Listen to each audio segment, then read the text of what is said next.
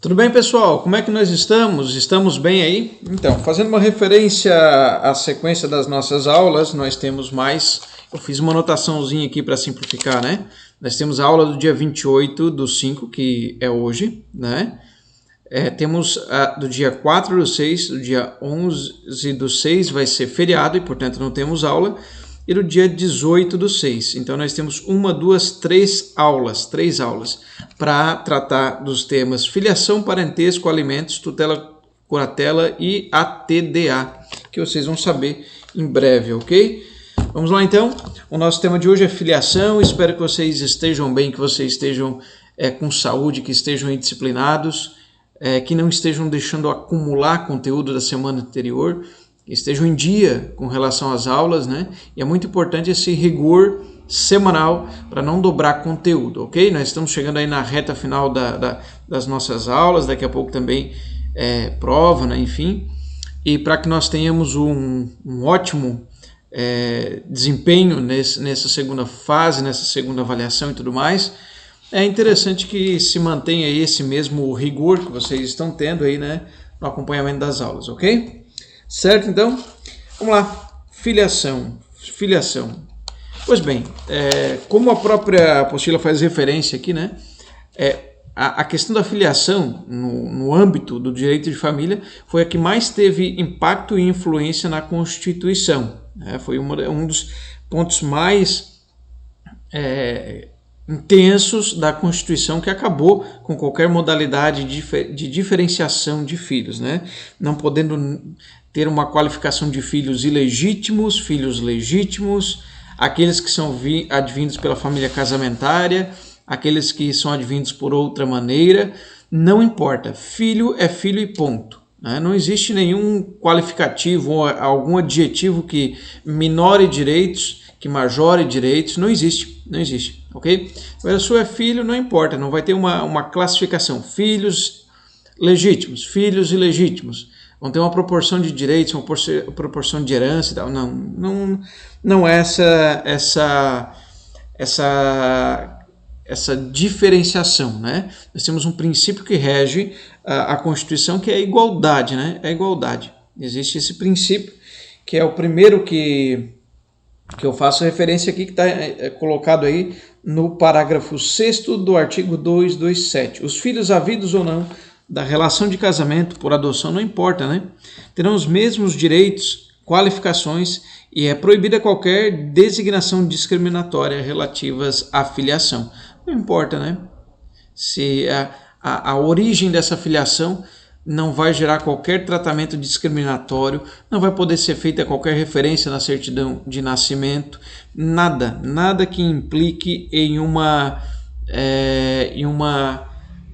qualificação que vai gerar uma depreciação ou uma afetação da sua dignidade filial. A sua dignidade filial é imanente à própria condição de filho, desimportando a origem, né? Enfim, o contexto que gerou essa situação de filiação. Então nós temos aí o artigo 1596, que diz, né, os filhos havidos ou não da relação de casamento ou por adoção terão os mesmos direitos e qualificações. Essa redação, vocês estão vendo aqui, é uma redação espelho daquilo que tem na Constituição, né? Depois, o segundo princípio que rege essa questão e esse tema da filiação é o princípio da veracidade. O princípio da veracidade da filiação. Que busca, né? A filiação, a pessoa diz respeito ao lugar dela no mundo, a sua posição no que diz respeito aos vínculos de ascendência, né? Essa parentalidade, né? Maternidade, ou a paternidade. E a ideia é que a pessoa tenha direito a ter a verdadeira vinculação. E aí nós temos aqui, né, em decorrência disso, algumas implicações. A primeira delas está no artigo 1601. Cabe ao marido o direito de contestar a paternidade dos filhos nascidos de sua mulher, sendo tal ação imprescritível. Contestada a filiação, os herdeiros do impugnante têm direito de prosseguir a ação. Pois bem, o que acontece aqui, né? Primeiro, essa questão da investigação de paternidade, investigação de maternidade, que nós vamos ver logo mais essas questões aí, né? Mas o que é interessante nós pensarmos nesse momento, né? Aqui é a possibilidade do marido contestar, do homem contestar a origem daquela prole, questionando, impugnando essa filiação, né? Mas qual é o princípio que está por trás aí? O princípio da veracidade, da verdade, né?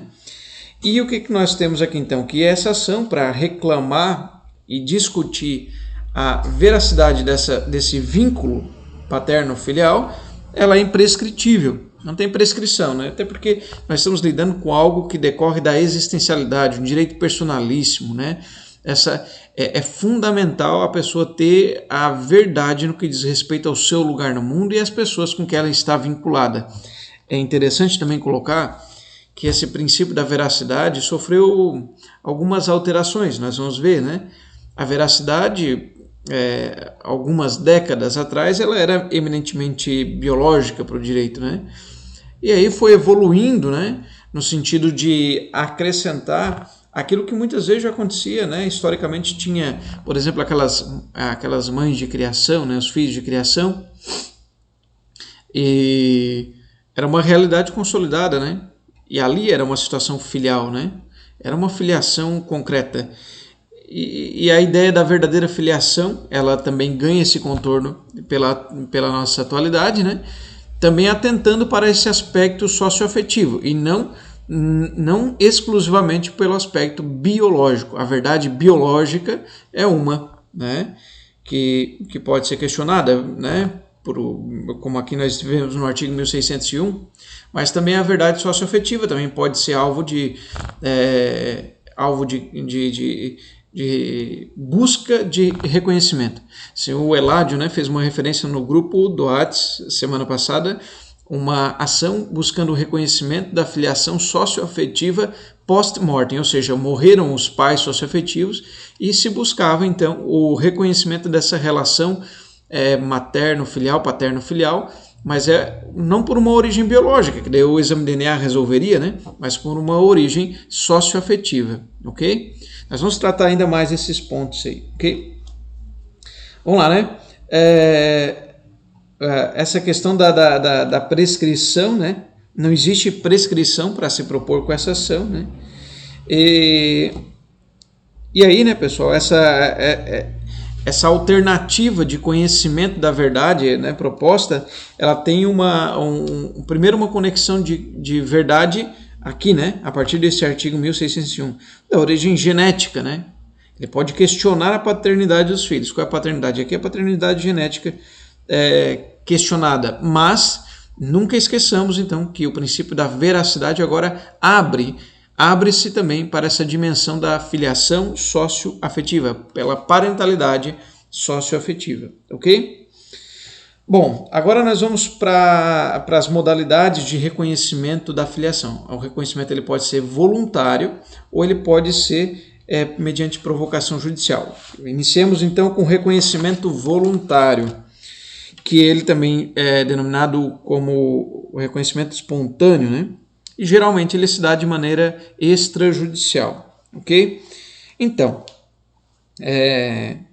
nós temos aí algumas regras que trazem esse movimento de reconhecimento voluntário e espontâneo, né?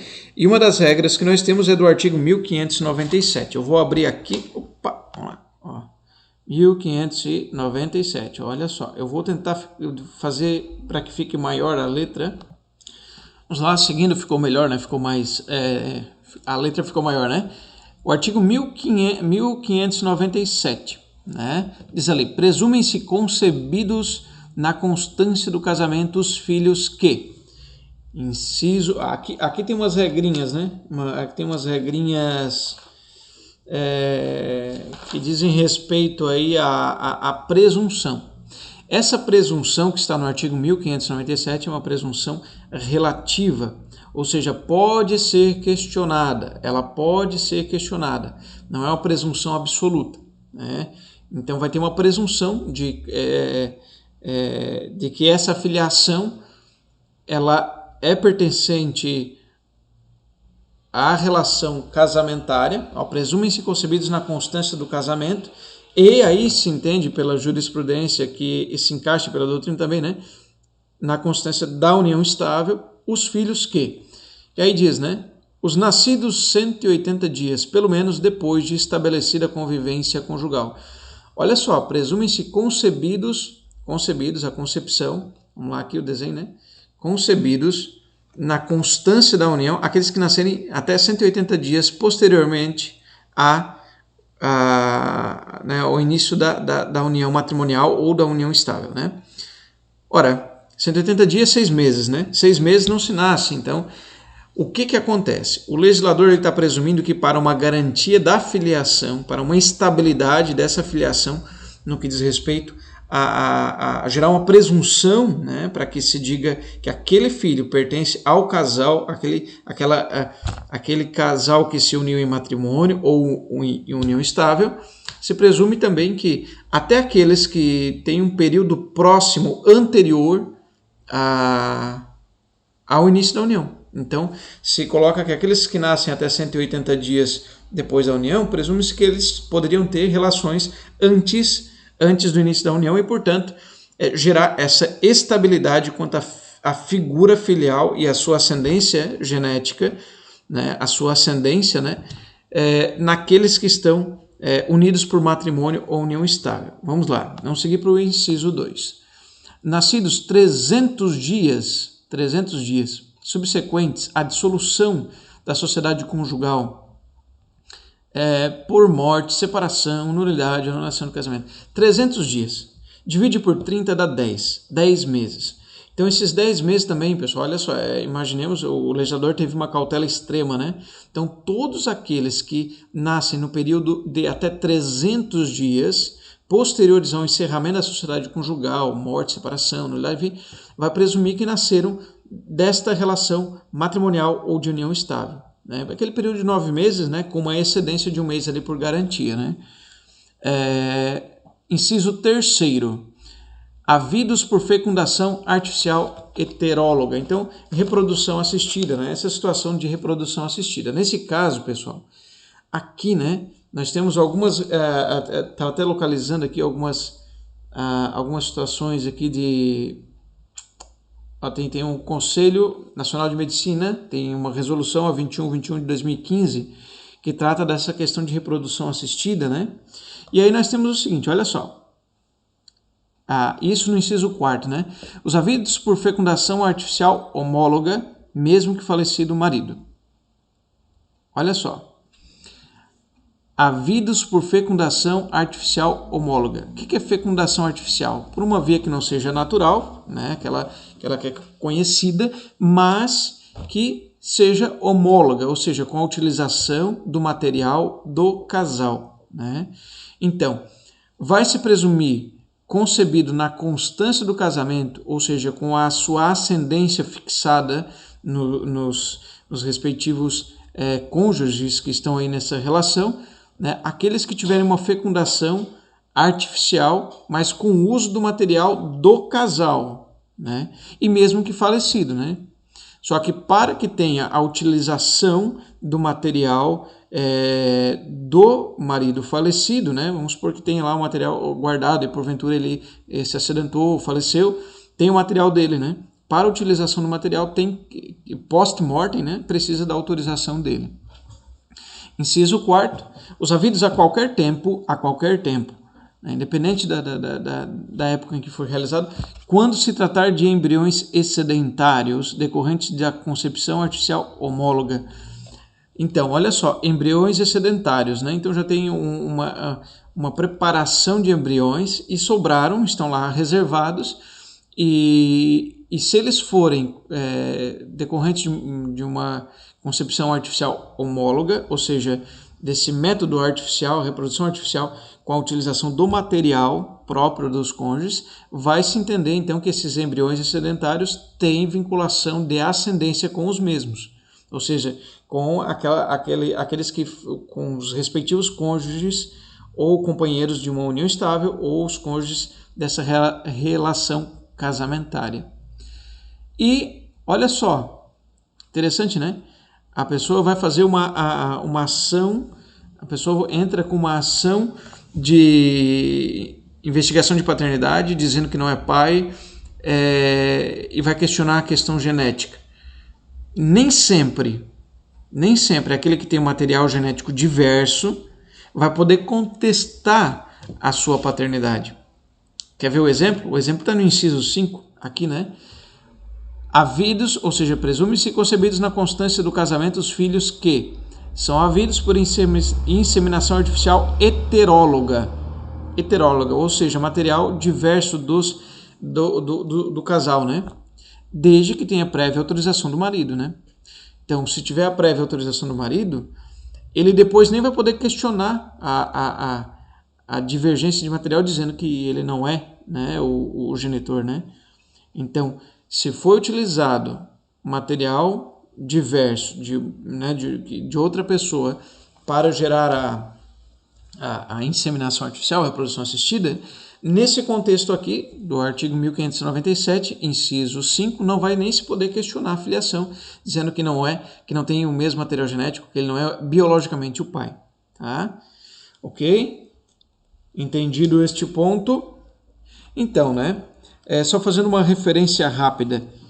O inciso 1º, que fala desses 180 dias, ele tem leva em conta o tempo de gravidez e a possibilidade de se casar já estando grávida, né? O inciso 2 trata desse lapso de gestação posterior ao encerramento da união, seja por morte, dissolução e tudo mais, né? A concepção artificial homóloga, né? O material genético de ambos os cônjuges, e a heteróloga, o material genético de terceiro, alheio à relação conjugal, né? Esses embriões excedentários, também nós falamos, que são utilizados esse material dos próprios cônjuges, né? E aí, essa questão aí da utilização do material genético do marido posterior ao falecimento dele depende, né, da autorização ou consentimento do mesmo. Ok? Interessante, olha lá, ó, artigo 1598. Salvo prova em contrário, se, antes de decorrido o prazo previsto no inciso 2 do artigo 1523, a mulher contrair novas núpcias e lhe nascer algum filho, esse se presume do primeiro marido. Se nascido dentro dos 300 dias a contar da data do falecimento deste, e segundo, se o nascimento ocorrer após este período, e já decorrido o prazo a que se refere o inciso 1 do artigo 1597. Pois bem, esse artigo ele já coloca uma questão, né, de permitir prova em contrário. Significa que hoje com a ciência, né, não se tem uma necessidade de gerar uma presunção tão extrema, né, haja vista que pela ciência se pode sanar essas dúvidas de filiação com um caminho muito mais tranquilo, seguro, né? Então, o que diz esse artigo 1598? É que se a pessoa se casar antes de decorrido o prazo do inciso 2 do artigo 1523, o artigo 1523 trata daquela questão de suspensão, né, da suspensão do casamento, né, as causas suspensivas. E diz que não devem casar a viúva, mulher cujo casamento se desfez por ser nulo ou ter sido anulado até 10 meses depois. Então, ela se divorciou, se separou, né? E daí ela não respeita esse período de 10 meses. Ela não respeita esse período de 10 meses. Que poderia ter um nascimento e tudo mais do casamento anterior. Então continua o artigo 1598. E essa mulher contrair novas núpcias. Nesse período ela não respeitou os 10 meses, né? E ela então se casou, né? Novamente. E nasceu algum filho. Esse se presume do primeiro casamento, do primeiro marido, se nascer dentro dos 300 dias a contar da data do falecimento deste. Por natural, né? Está colocando para a primeira relação a filiação, né? E se correr depois do período, se o nascimento ocorrer após esse período, esses 300 dias, que é o período total ali, né, da gravidez antes do fim da primeira relação, né, vai ter uma presunção para o segundo, né? Do segundo se ocorrer depois desses 300 dias. Mas o que é interessante, né? Primeiro, é uma presunção relativa, é uma presunção relativa. Hoje, com o avanço tecnológico, a ciência pode determinar quem é o genitor com uma facilidade muito grande, né? Porém, tem um detalhe, né? Vamos supor que por alguma situação até biológica e tal, né? Alguma situação da maneira como aconteceu a morte, né? Uma situação em alto mar, enfim, não tem mais o corpo para poder fazer o exame, parentes, enfim. Daí, se então tenha esse uso dessa presunção, tá? Mas é uma questão assim rara na raridade, em cima da realidade, né? Então tem muitas coincidências que deveriam acontecer para que esse artigo fosse usado. Por isso, tanto a crítica, né, da doutrina em cima dele, né? Olha só, aqui, olha que interessante, né? Vocês vão ver algumas coisas aqui que são, de certa forma, um pouco, assim, delicadas, né? São delicadas aí para se tratar, porque vão exatamente em algumas pedras de toque, né? Dessas questões da filiação, dessas questões da relação matrimonial. Vamos lá. Ou conjugal, união estável, enfim. Vamos lá. Artigo 1599. A prova da impotência do cônjuge para gerar, a época da concepção, e lide a presunção de paternidade. Se a pessoa provar que era impotente no momento da concepção, está afastada da sua presunção de paternidade. Tá? Vamos supor, né? Presume-se concebidos na constância do casamento, os filhos. Tá nesse contexto aqui e tal, não, nasceu nesse período, nasceu até durante a própria relação, né, da união, da vigência da união. Mas tem uma prova de impotência, então aqui sai essa presunção de paternidade, ok? Então não tem como se trazer a vinculação de paternidade e até presunção mesma diante da prova da impotência, ok? Outro, artigo 1600. Não basta o adultério da mulher, ainda que confessado, para elidir a presunção legal de paternidade. O que acontece, né? Se for uma relação casamentária, uma união estável, né? Ou até nesses períodos aí, 180 dias, no decorrer nascer, até durante os 180 dias estabelecida a convivência conjugal, ou até 300 dias posteriores ao final da convivência conjugal, né? Nasceu dentro desses períodos. Nesse período de 180 dias ou até 300 dias, né? Se ela confessar, não, eu tô nem aí, né? Eu te traí, até mesmo confessar, dizer que eu te traí, enfim, né? Tu não é o pai, né? Ela pode até dizer isso, né? Não basta o adultério da mulher ainda confessado para afastar essa presunção de paternidade. Por exemplo, nasceu durante a vigência do casamento ou da união estável, presume-se a filiação dos dois, né? E do pai, né? Nesse contexto. Então, essa presunção de paternidade que está no artigo 1597, mesmo que ela disse, não, eu traí, não vai cair por terra, tá? Porque a traição não é automaticamente geradora da inversão da presunção de paternidade, ok? O artigo 1601 que nós falamos, né, que cabe ao marido o direito de contestar a paternidade dos filhos nascidos de sua mulher, e essa ação é imprescritível. E se ele falecer, né, os herdeiros dele podem continuar e prosseguir com essa ação de investigação de paternidade. Então, essas aqui são algumas presunções, né?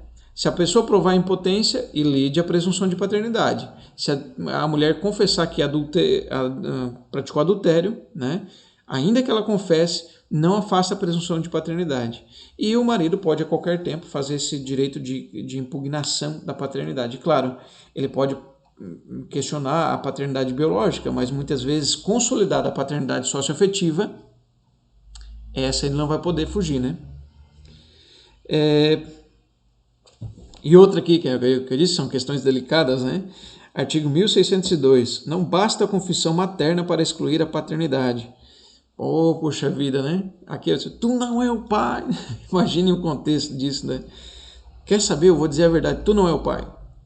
Não basta a confissão dela para excluir a maternidade. Porque, às vezes, até por uma mensagem, né? Uma comunicação lá na briga pelo WhatsApp, enfim, o lugar da comunicação é o lugar da guerra, né? Então, Se lá acontecer, ou enfim, se acontecer uma confissão, qualquer que seja, dizendo tu não é o pai, isso não é suficiente. Então vai ter que se usar outros meios, o meio científico, uma prova científica, né? Ou também outro contexto probatório, né? Um arranjo probatório muito mais completo, porque a simples confissão dela dizendo que ele não é o pai não é suficiente para gerar não é suficiente para afastar a presunção de paternidade do artigo 1597 que vocês estão vendo aí em cima da tela. Ok? Certo? Então aqui nós temos o quê? A presunção de paternidade, a pessoa faz o reconhecimento voluntário, né? E geralmente extrajudicial. Seguindo, não incidindo nessa presunção que decorre do artigo 1597, que decorre do casamento, dessas relações anteriores ou posteriores ao casamento, enfim, né? O reconhecimento voluntário na forma do artigo 1609. Olha só como é que vai ser, né? Que algumas regrinhas. O artigo 1609 diz que o reconhecimento dos filhos havidos fora do casamento. Fora do casamento. Vamos lá puxar o 1609 aqui. Vamos levantar a tela para nós lermos juntos. 1609. Aqui. Ó, tá lá em cima. O reconhecimento dos filhos havidos fora do casamento é irrevogável e será feito. Então, olha só. Eu não posso nunca fazer um reconhecimento de filiação de maneira revogável, né? Eu não posso revogar a filiação, né? Às vezes eu posso fazer uma procuração e revogá-la, porque eu não tenho mais interesse em continuar com esse contrato, enfim, né? Eu posso fazer uma manifestação de vontade e fazer uma retratação, contrato, né? Tem as arras, vocês se lembram das arras lá? Eu posso revogar, voltar atrás, arrepender-se, né? Agora, eu posso me arrepender e revogar um reconhecimento de filiação? Não. O arrependimento não permite a revogação do reconhecimento de filiação, né? Então, primeira coisa, pessoal, que a partir do caput a gente pode desenvolver, que o reconhecimento voluntário é ato formal, tem uma forma, tem uma maneira, né? A pessoa fazer perante o cartório, então vai ter toda uma formalidade. Ele não pode, né? Claro, né? Tem outras maneiras, nós vamos ver aqui também, né? E tem outras maneiras até dentro dessa estrutura prevista pelo código aqui para dar uma estabilidade dessa e uma certificação, né, da vontade. Então é formal, ele tem um lugar pelo qual ele passa, uma formalidade. Ele tem que acontecer de maneira livre, não pode ser viciada. Então, se, por exemplo, o cônjuge estava num contexto de engodo, né, de falsidade, de mentira, num estado mental de uma falsa crença de que ele era o pai, né? Ele não vai ter a vontade livre, a vontade dele vai estar viciada. Nesse contexto, o reconhecimento voluntário não vai ser voluntário, né? No final das contas. Então é possível sim questionar-se. Ele é irretratável, não dá para se arrepender, incondicional. Eu reconheço que ele é filho desde que, né? Se não existe. É incondicional. Não dá para reconhecer a filiação com condição, né? É personalíssimo. Só pode ser praticado por aquele que realmente tem a titularidade dessa vinculação filial, né? E praticado ordinariamente pelo pai. Vamos lá. Inciso 1º, no registro do nascimento, ou seja, no cartório, vai lá e faz, né, o reconhecimento dessa filiação. Tudo bem, é o lugar ordinário, o local que tem uma estabilidade formal, né, extremamente que assegura, dá uma segurança para essa manifestação de vontade, mas também não é só isso. Eu posso fazer o reconhecimento dessa filiação, claro, para depois fazer o registro, vai ter todo o procedimento, né? Mas eu posso reconhecer a filiação por escritura pública ou escrito particular. Por escritura pública ou por escrito particular. Desde que seja, né, então, vinculado de maneira categórica, né, de que não tenha uma dubiedade, que tenha uma certeza desse reconhecimento. Então, se for feito por escritura pública, uma escritura pública declaratória, ou um escrito particular, né, não diz aqui, não exige, né, uma outra, duas testemunhas, não precisa. O escrito particular já tem idoneidade para reconhecer o filho. Por testamento, ainda que incidentalmente manifestado, ou seja, tratando de algumas coisas, né? Reconheço, né? Lembro do meu filho fulano e tal, né? Tenho grande lembrança do meu filho. Não tratou diretamente da questão do reconhecimento, mas né, mencionou como filho, né? Mencionou como filho de maneira incidental, né? Meio que ocasional, né? Inciso 4º, por manifestação direta e expressa perante o juiz, ainda que o reconhecimento não tenha sido objeto único e principal do ato que o contém. Aqui o exemplo que a doutrina traz é, por exemplo, numa audiência, sei lá, de despejo, né? Uma audiência envolvendo uma ação de despejo. E o cidadão, né, lá no depoimento, como testemunha, nem é parte do processo, como testemunha, ele diz, né? Meu filho fulano e tal, né? Não, isso aqui estava lá, a chave certa vez ficou com meu filho lá, meu filho ele via essa pessoa, né, nessa casa, que é objeto do processo. Meu filho. Ou seja, perante o juiz, de maneira direta e expressa, ainda que não seja o processo uma ação de reconhecimento, de filiação, mas sim uma ação de despejo, mas está sendo feito perante o juiz. Olha só, ele estava testemunhando, né? Então esse reconhecimento de filiação, ele é idôneo, ele é voluntário, ele é idôneo para gerar o posterior registro, né? E olha que interessante, né? O reconhecimento pode preceder o nascimento do filho ou ser posterior ao seu falecimento, se ele deixar descendentes. Olha, esse aqui é interessante, né? Vamos lá. Imagina o seguinte, né? A pessoa está tão feliz, que vai lá no cartório, lá, né? E antes de nascer já faz uma escritura de reconhecimento de filiação, né? Não, eu viajo muito, sou caminhoneiro e tal, pode acontecer alguma coisa comigo, eu já quero reconhecer já como filho, né? Tô felizaço, né? Ele pode reconhecer antes do próprio nascimento, o reconhecimento da filiação, né? Por outro lado, eu posso fazer um reconhecimento posterior à morte, né? Mas vamos supor, né, que ele tenha patrimônio gigante, e daí eu vou reconhecer, eu posso ter um interesse econômico nesse reconhecimento, né? Posso ter um interesse econômico. Não, eu vou reconhecer porque daí eu sou o único herdeiro e tal, né? Então a lei aqui autoriza o reconhecimento posterior ao óbito do filho, se este filho deixou herdeiros, descendentes. Por quê? Porque daí a sequência de herança é não tendo descendentes, vai para os ascendentes, que seria, por exemplo, aquele que está buscando reconhecimento, né? Eu vou reconhecer um filho que eu vou me tornar herdeiro. Eu vou caçar pessoas ricas que não têm filhos, vou reconhecer como filhos e, portanto, eu serei herdeiro e serei titular dessa herança deles, né? Não dá, né? Então, para evitar essa malícia, esse interesse econômico, a lei proíbe que se reconheça um filho posterior ao óbito dele, salvo se ele deixar descendentes, porque daí vai ser um reconhecimento real, né, livre de um interesse econômico e patrimonial na herança desta pessoa ser reconhecida. Artigo 1610. O reconhecimento não pode ser revogado, nem mesmo quando feito em testamento. Não dá para revogar. Não dá para revogar. É irrevogável. Então tem que ter um cuidado muito grande no momento que a pessoa reconhece a filiação, né? Porque o reconhecimento vai gerar vinculação. Ele não pode revogar. E olha esse artigo aqui, né? 1613. São ineficazes a condição e o termo apostos ao ato de reconhecimento de filho. Olha só, reconheço como filho se ele pedir perdão para mim. São ineficazes a condição. Ele está reconhecendo a filiação. Essa condição é ineficaz, né? Agora o reconhecimento está sendo eficaz, né? A condição é ineficaz.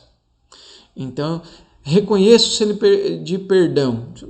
Acabou de reconhecer. Essa condição é ineficaz. Reconheço quando ele completar a idade para entender, né? Completar 18 anos e pudesse, né? Termo, né? Reconheço quando a mãe dele morrer. Essas coisas, né? Então essa condição, esse termo e tal, isso aí não tem a eficácia, ok? Não tem eficácia. certo? Se é possível fazer o reconhecimento através de procurador. Sim, com poderes especiais a pessoa pode sim reconhecer, né? Reconhecer, certo? Eu vou fazer só uma pesquisa jurisprudencial para vocês, olha só, vamos lá. Ó, reconhecimento, filiação irrevogável, olha aí. Ó, uma ação negatória de paternidade. Ação negatória de paternidade. Opa. Vício de consentimento não demonstrado. Olha que interessante, né? O ato de reconhecimento de filho é irrevogável. Artigo 1609. Acabamos de ver agora, né? Olha que interessante. A anulação do registro para ser admitida deve ser sobejamente demonstrada como decorrente do vício jurídico, do vício do ato jurídico, né? Que é o reconhecimento por coação, erro, dolo, simulação ou fraude. Se o autor registrou o réu como filho, pois convivia com a genitora dele, e se nada depõe contra essa conduta dela, havendo apenas comentários de que o réu poderia não ser o filho dele, gerando dúvida no autor, o simples fato de não ter o filho, que é maior e capaz, contestado a ação e comparecido para submeter ao exame de DNA, não justifica a desconstituição do liame parental, pois é possível que exista o liame biológico e o pedido foi formulado com o propósito de acabar com a suspeita, sendo que o transcurso de mais de 2 décadas teve o condão de consolidar o vínculo socioafetivo, ainda que hoje possa não mais haver a mesma afetividade quando convivia com a genitora. Não ficando comprovado que o autor registrou o filho por ter sido induzido em erro, não havendo qualquer vício nesse ato jurídico de reconhecimento de filiação, não é procedente a ação anulatória do registro civil. O que nós temos aqui, pessoal? A regrinha básica, né? Para eu anular um registro civil de paternidade, eu preciso ter vício de vontade. Vício de vontade. Se eu sabia, por exemplo, que não era meu filho, eu registrei. Agora, se eu tenho só suspeitas e tal, né?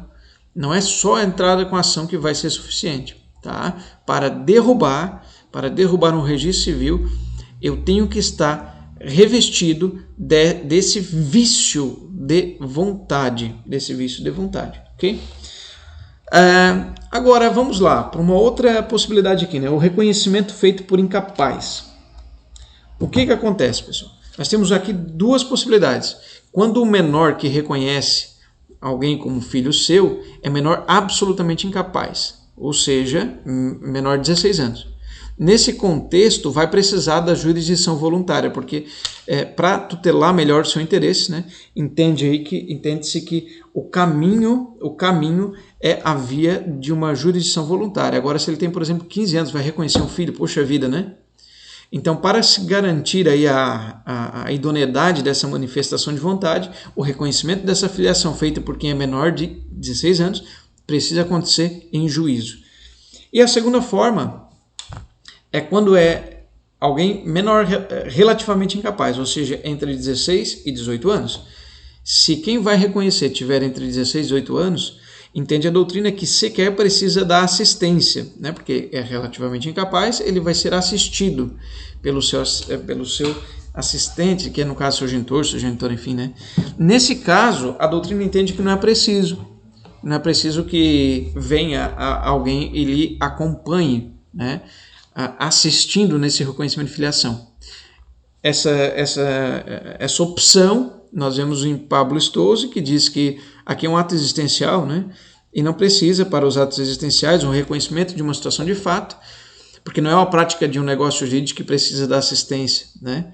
Então, como é uma situação existencial e voltada ao reconhecimento de um fato, não teria necessidade da assistência, né? Então, o nascituro também pode ser reconhecido, nós falamos. O reconhecimento de filhos falecidos também falamos, desde que tenha descendentes, né?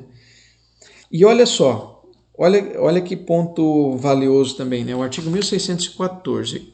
Vamos lá. 1614. Vocês estão vendo ali? O filho maior não pode ser reconhecido sem seu consentimento. e o menor pode impugnar o reconhecimento nos 4 anos que se seguirem a maioridade ou a emancipação. Olha só, se eu vou reconhecer um filho maior, ele precisa anuir, consentir. Ele tem que consentir.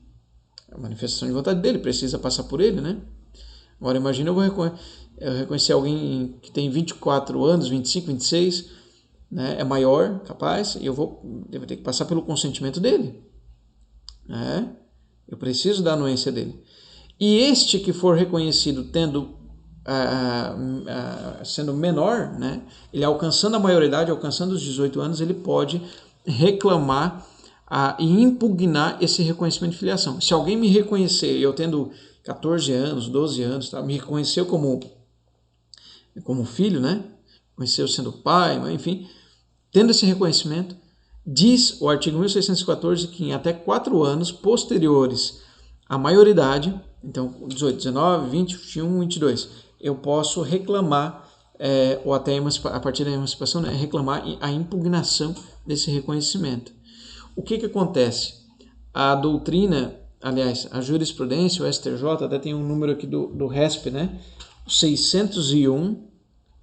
601-997 do Rio Grande do Sul, traz a referência de que esses 4 anos não se aplica, é imprescritível. Por que é imprescritível? É uma questão de personalidade, né? Que a gente vem falando, né? Algo essencial, algo essencial.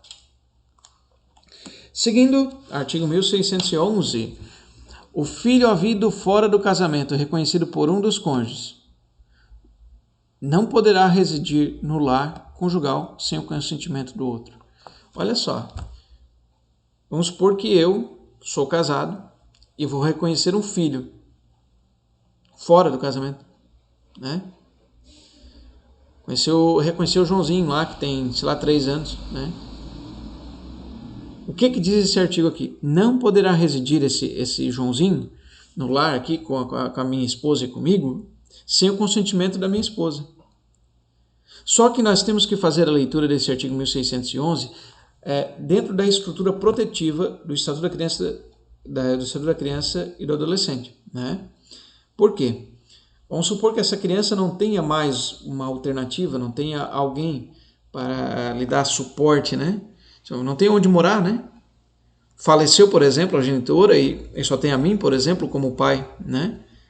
Vai precisar do outro consentir. É evidente que aqui nós estamos falando de uma situação de disputa jurídica, né? E a lei não vai, né? Se for pelo bem da criança, se não tiver alternativa, se não tiver, o cônjuge pode questionar, mas em razão da proteção do melhor interesse da criança e do adolescente, não se há como fundamentar uma recusa, né? Olha, ele não vai poder residir aqui sem a minha autorização. Está aqui a lei, né? Então, fica acima dessa previsão do artigo 1611 o interesse da criança e do adolescente, né? Agora, vamos lá. 1612.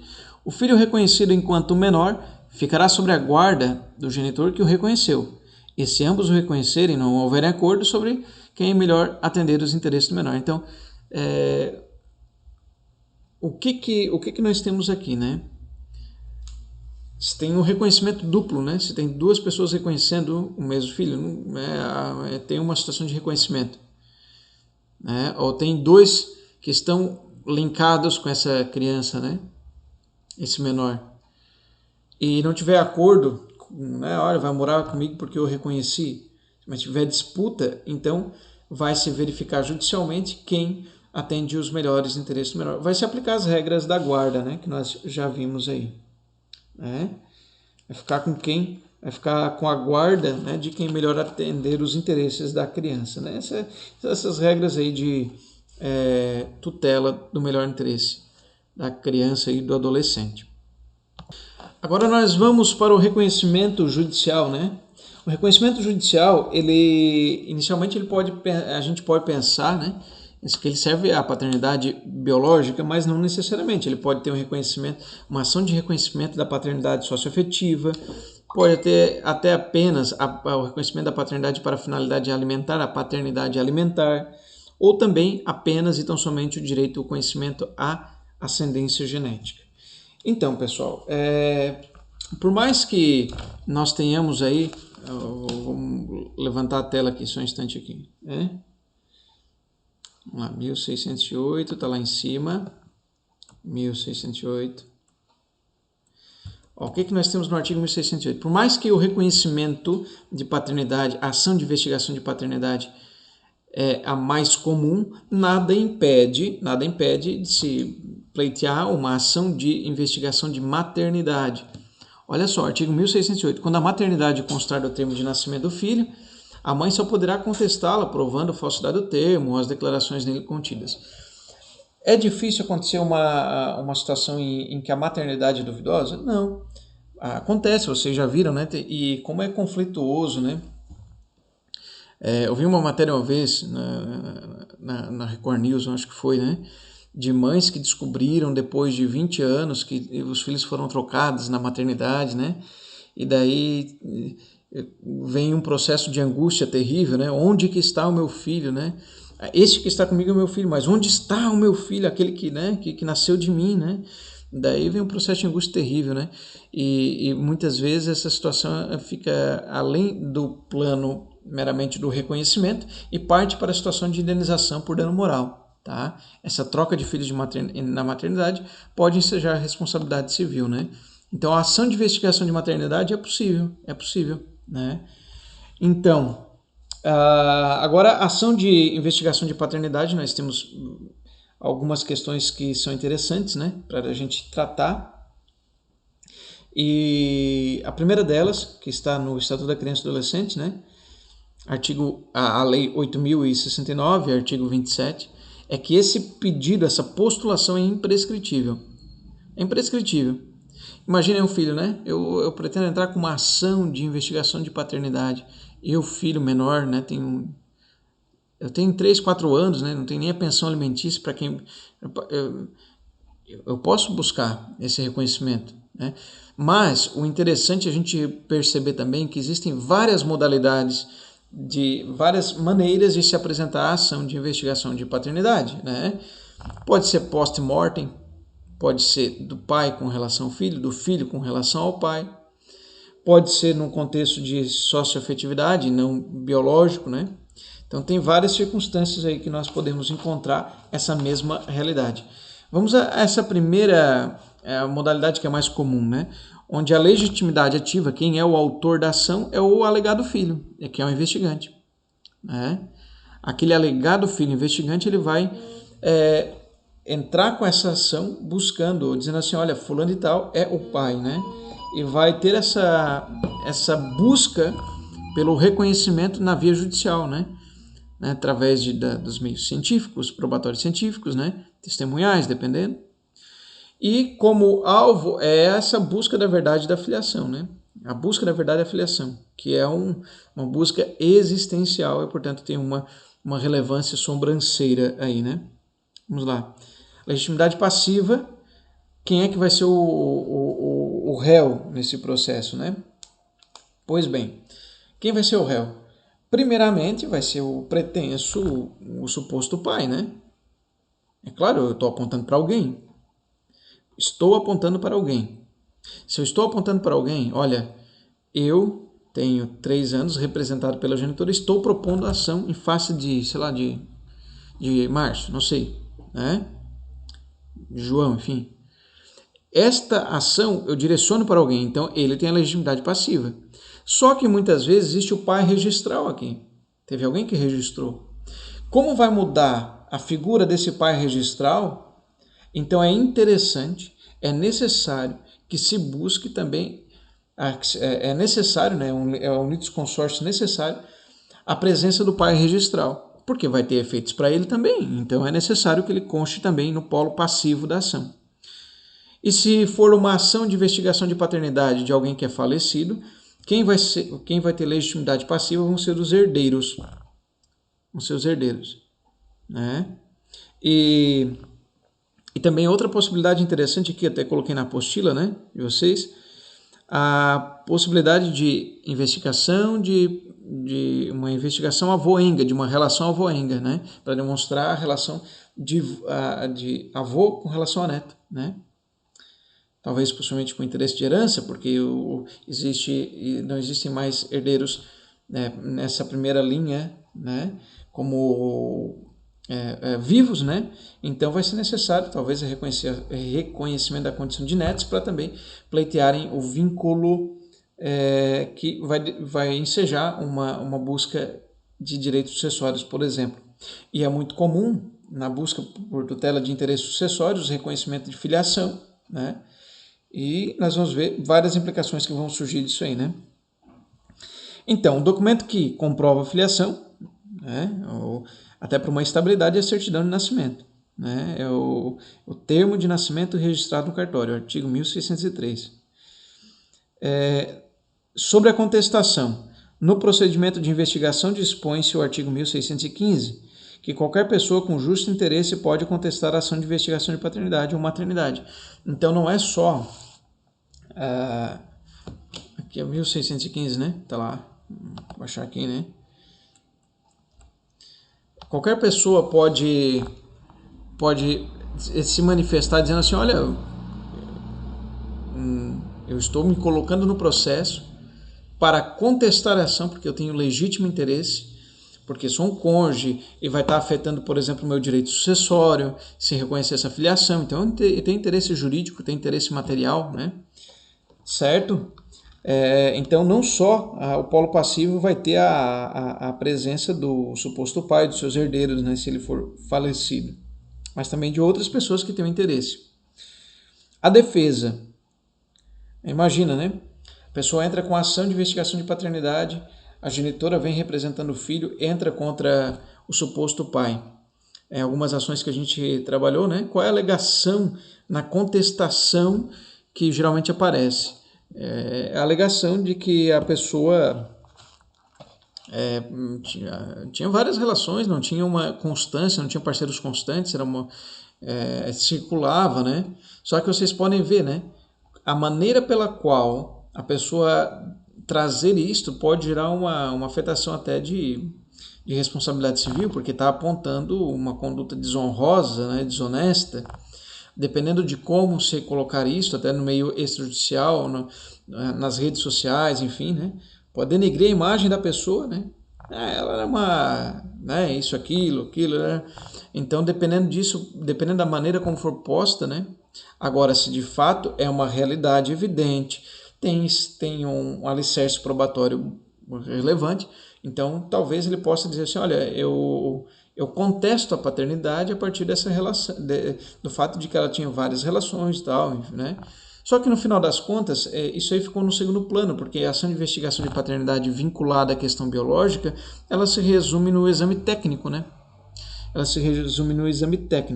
Só que nessa instrução probatória que vem pelo exame técnico, o exame DNA, nós não podemos também ser ingênuos, achando que o exame DNA, por ser uma verdade científica, é uma verdade absoluta. Não é uma verdade absoluta, né? Até porque se fosse absoluto não seria ciência. A ciência pressupõe a capacidade de refutação dela mesma, né? Então nós podemos ter, por exemplo, uma coleta defeituosa, uma mistura dos materiais e tal. Então, o que a jurisprudência coloca? Se o exame de DNA dizer que ele é pai, mas toda a instrução probatória dizer que ele não é possível, diante dessa divergência, pedir um segundo exame, uma contraprova, né? E daí, se fazer um segundo exame e for de acordo com o primeiro, então está mais que comprovado, né? Agora, se for divergente, o juiz ele vai poder optar, né? Olha, tendo em vista também as demais provas e tal, né? Então, tem esse detalhe aí, né, da divergência do exame de DNA, né, da divergência do exame de DNA com as demais provas, podendo justificar um segundo exame de DNA. Bom, agora vem a chamada condução coercitiva do investigado, né? Essa aqui foi a primeira vez que apareceu condução coercitiva.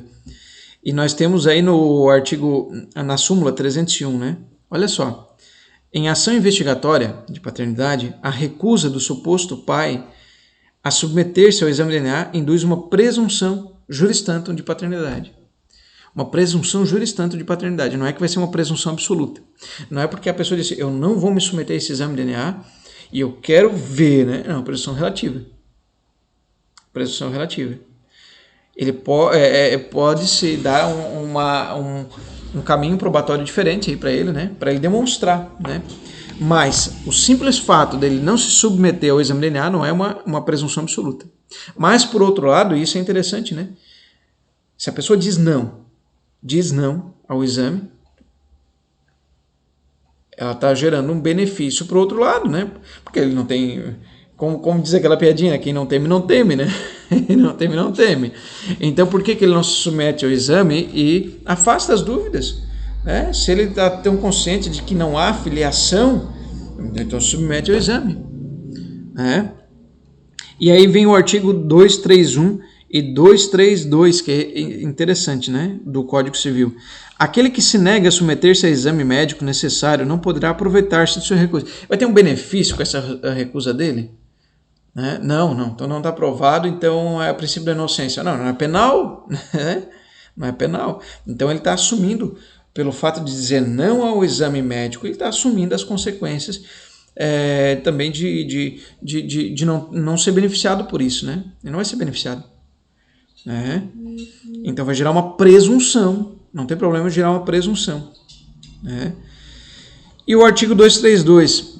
A recusa à perícia médica ordenada pelo juiz poderá suprir a prova que se pretendia obter com o exame. O que se pretendia provar com o exame? A paternidade.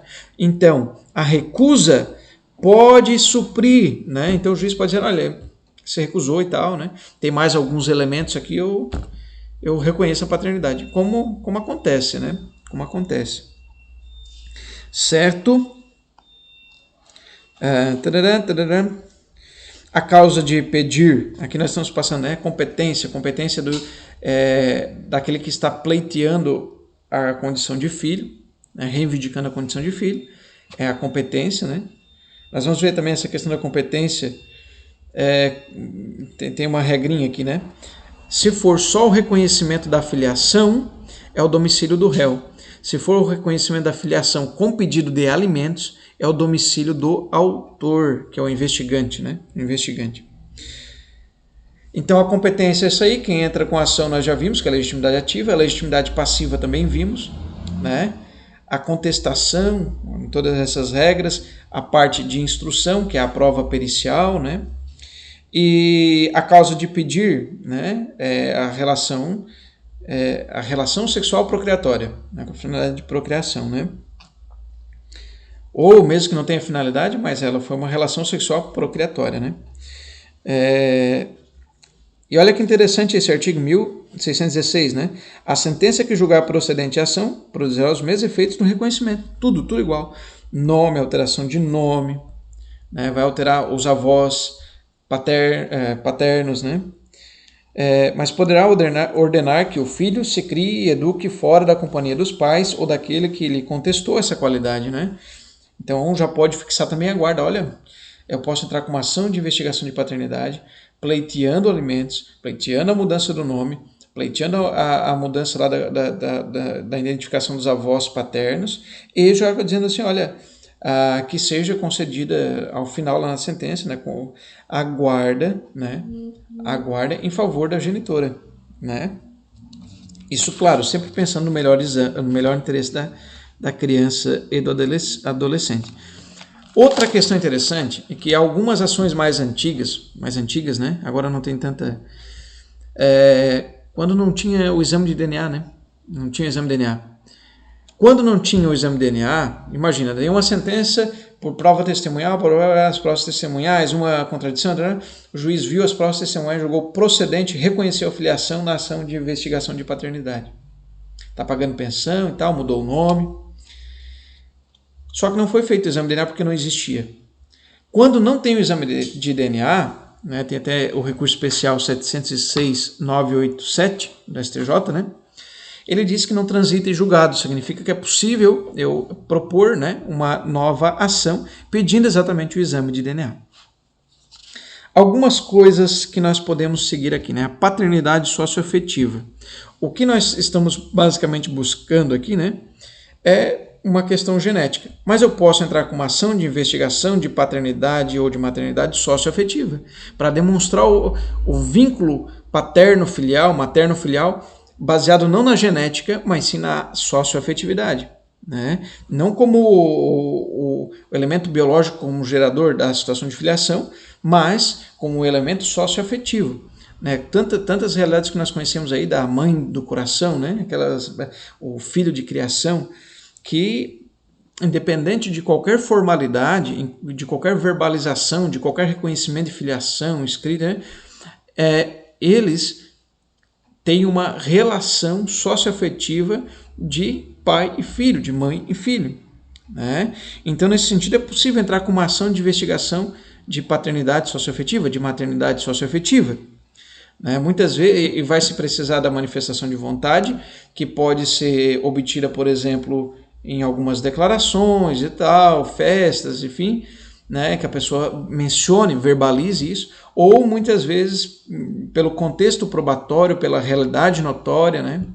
Pelo trato como filho, né? A maneira que é tratado, né? Tratado como filho, às vezes tem um nome que a pessoa incorpora por si, sem qualquer registro em qualquer lugar, né? E tem essa isonomia com os outros filhos, enfim, né? Tá? Então, essa questão da paternidade socioafetiva é uma situação extremamente interessante, e que muitas vezes vai obstar a pessoa de tentar buscar depois uma anulação de registro civil, como nós vimos ali, né? Se a pessoa entra com uma ação de registro civil dizendo que não é pai, 30 anos depois, pode não haver o vínculo biológico, mas o vínculo socioafetivo se consolidou, e depois de consolidado não dá para voltar atrás em prejuízo da criança, ou do adolescente, ou do agora adulto. Né? Então, nesse sentido, a paternidade socioafetiva, a maternidade socioafetiva, uma vez consolidada, não dá para a gente revogar. Né? É irrevogável a paternidade reconhecida, a maternidade reconhecida. Né? Então, tudo isso, pessoal, é interessante também de colocar que se dá num contexto desse fenômeno da desbiologização do direito de família. Não porque ela odeia a biologia, mas porque ela abre mais para mais uma faceta, a não biológica dessa relação de paternidade e maternidade, que não é oriunda da biologia, da genética, mas sim do vínculo socioafetivo. E daí demonstrado esse vínculo, essa situação fática de filiação, é possível o reconhecimento através de uma investigação de paternidade socioafetiva. Muitas vezes após o óbito desses pretensos pais, né, e mães socioafetivos. A posse do estado de filho, meus amiguinhos, ele se dá, né, é um outro lado da moeda, né? Se existe o pai e a mãe socioafetivo, né? Existe o lado inverso, quando a pessoa tomou posse dessa relação, nessa condição de filho, né? Então, é o outro lado da moeda, né? É simplesmente o outro lado da moeda. Vamos só fazer mais algumas referências sobre essas questões da paternidade socioafetiva aqui, que são interessantes, né? Não vai passar por uma prova técnica pelo exame de DNA, não é esse o ponto, né? Não passa pela biologia, mas passa pelo coração o surgimento dessa filiação, né? Uma coisa extremamente interessante, que é o enunciado 341 da Jornada de Direito Civil do Conselho da Justiça Federal, né? A relação socioafetiva pode ser elemento gerador de obrigação alimentar. A relação socioafetiva gera obrigação alimentar. Vocês estão vendo? Olha, é o pai socioafetivo, é a mãe socioafetiva, obrigação alimentar. Tá? Essa questão da adoção brasileira, né, que vocês vão tratar no trabalho de vocês, né, que estão tratando, né, que por mais que é uma realidade que não é promovida nem tolerada pelo ordenamento, muitas vezes acontece e consolida essa situação de fato, esse vínculo socioafetivo, essa consolidação dessa relação de afeto que vai precisar do respaldo jurídico, né? Até porque um dos princípios norteadores do nosso sistema é a socioafetividade, a afetividade. E, portanto, se alguém se colocou no papel de filho, ou se alguém assumiu o papel de pai e tem toda essa essa relação filial é concretizada na prática, né, consolidada, o direito não vai fechar os olhos, né? Vai dizer, não, tu sai daqui, nós vamos levar agora para o abrigo e tal. Às vezes esse é muito mais perturbador insistir numa realidade de ferro e fogo, né? Vocês podem encontrar várias jurisprudências nesse sentido, de que reconhece, diante da consolidação do afeto, a possibilidade de reconhecimento da filiação socioafetiva, muito embora às vezes não se deu pelo caminho formal, pelo caminho adequado, pelo caminho devido, né? E muitas vezes esse caminho da adoção à brasileira, né? A grande maioria das vezes, né? Não tem sequer o elemento malícia para justificar uma conduta aí que anule tudo e tal, né? Ok? Interessante também que muitas vezes, quando se pleiteia o vínculo paterno, materno, filial com base na socioafetividade, é possível se manter também o vínculo biológico, até em honra e memória àqueles pais biológicos, né? Eu quero honrar eles, está lá, né? E eu quero acrescer na minha certidão de nascimento os pais socioafetivos. E aí se tem aquilo que se chama de multiparentalidade, a multiparentalidade, né? Essa possibilidade de haver mais de um vinculado num contexto de filiação. Ok? Mais de 2, né?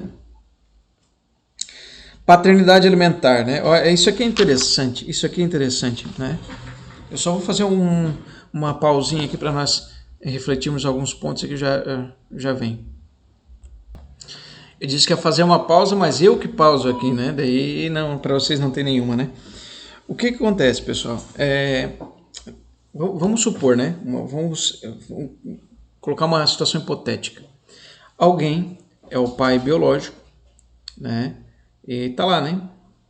Tá lá não casado com a genitora e a genitora suprindo as necessidades da criança.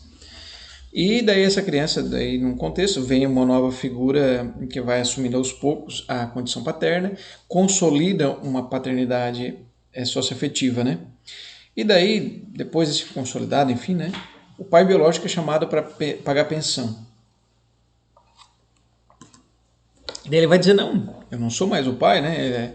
Tá lá, né? Até já entrou com uma ação de reconhecimento da paternidade socioafetiva e tal, né? Depois, com 12, 13 anos. Eu não sou mais pai, ele é o pai socioafetivo, né?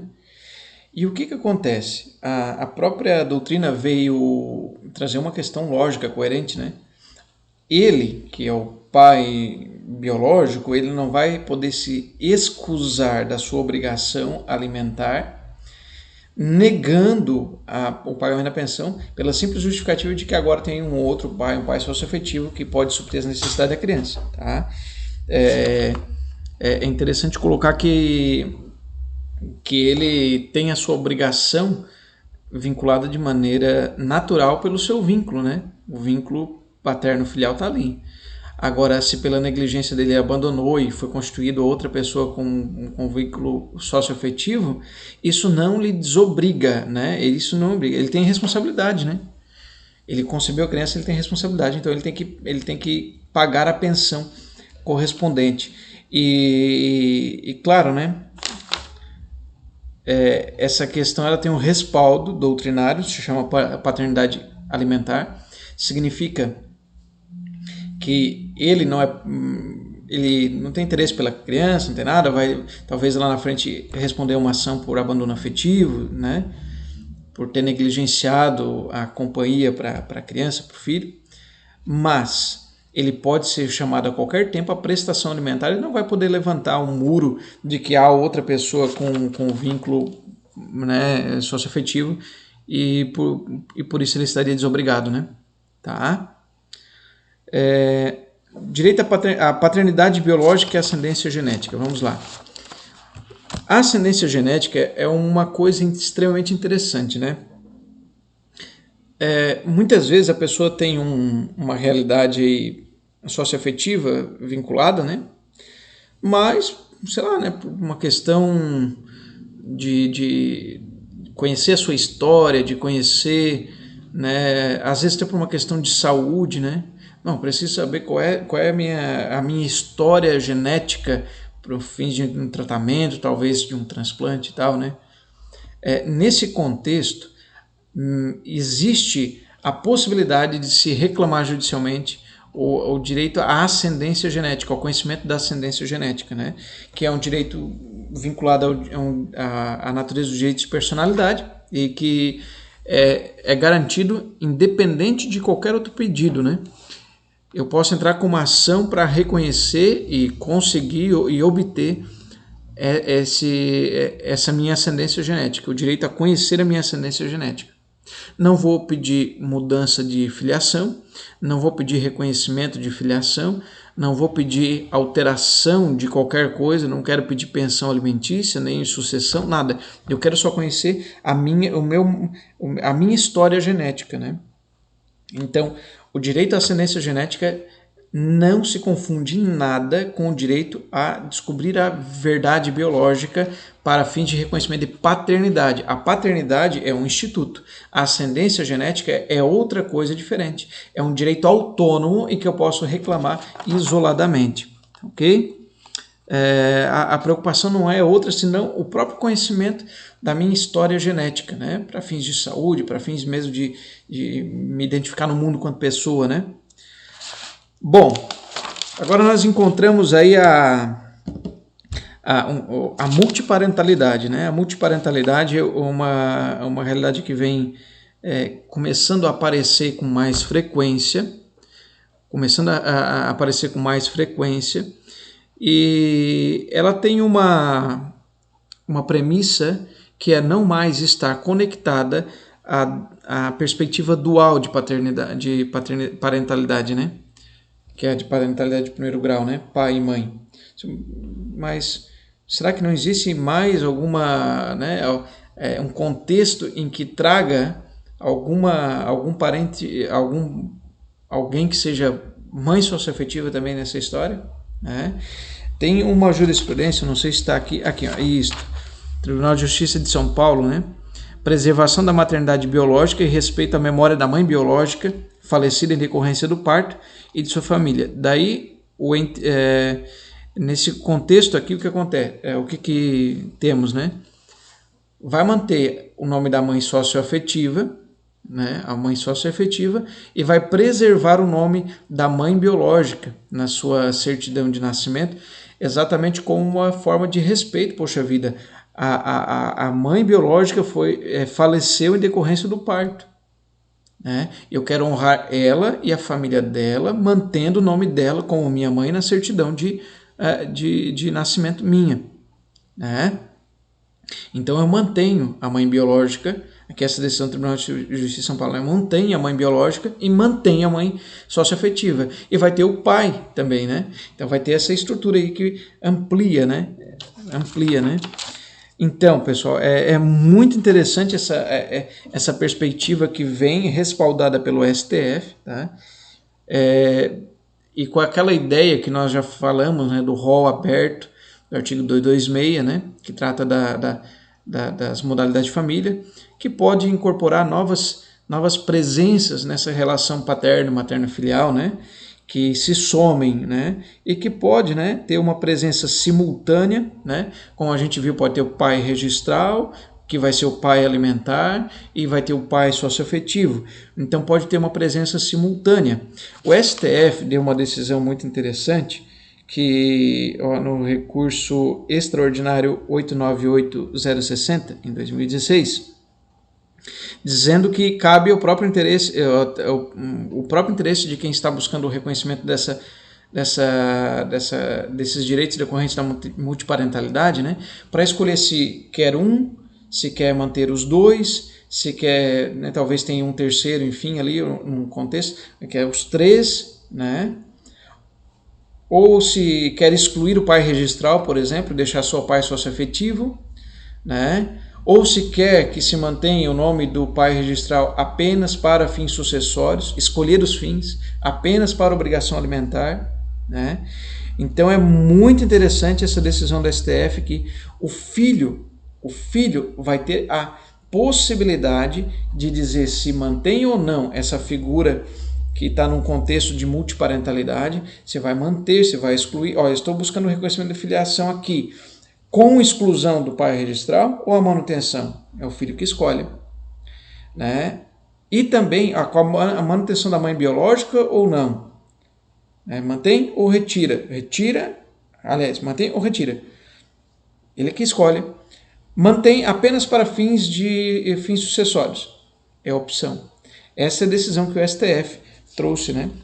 A pluriparentalidade, né? O ministro Fux tratando dessa decisão aí, reconhecendo que embora, por exemplo, né, o pai biológico não escapa das obrigações decorrentes dessa relação e, portanto, ele pode ser vinculado apenas para os fins de uma obrigação alimentar, de uma obrigação sucessória, né, de um vínculo sucessório, ele pode ser excluído para as outras finalidades, só para essa finalidade aí, né?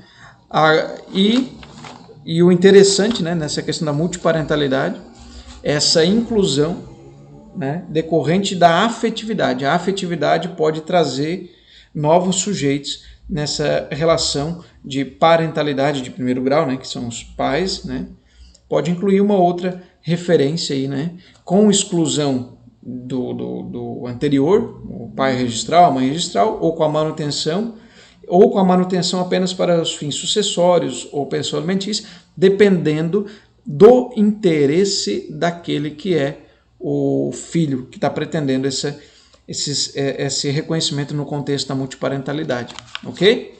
Com isso nós fechamos, né? Tem algumas referências ali no projeto do parto anônimo, mas não iremos abordar aqui, e a próxima sequência é parentesco, ok? Obrigado.